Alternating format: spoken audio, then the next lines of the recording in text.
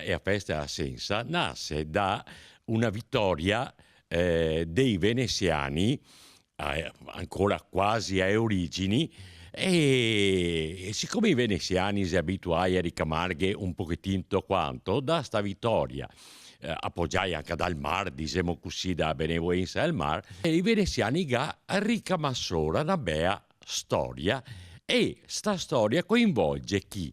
Coinvolge San Nicola, che è il protettore dei marinai, coinvolge San Giorgio, che è copa il drago, quindi è il demonio, coinvolge San Marco, che è il protettore di Venezia.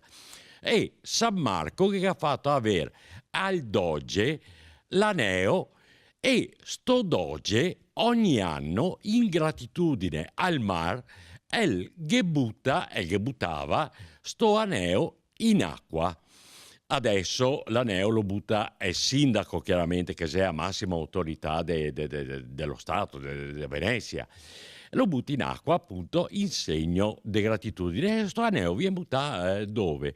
Viene buttato ai bocche porte di San Nicoleto, guarda, fatalità vicino a dove chi ha costruito il Mose. Ma chissà se il doge lo sapeva che a volta. E a festa a Sensa è una festa itinerante, nel senso che arriva 40 giorni dopo Pasqua, quindi non ha un giorno fisso suo, e a Seigada a domenica 40 giorni dopo Pasqua, tanto che i veneziani una volta e i veci una volta diceva: nel giorno de assenza dell'inverno siamo senza, ma se piove o tira vento dell'inverno siamo drento.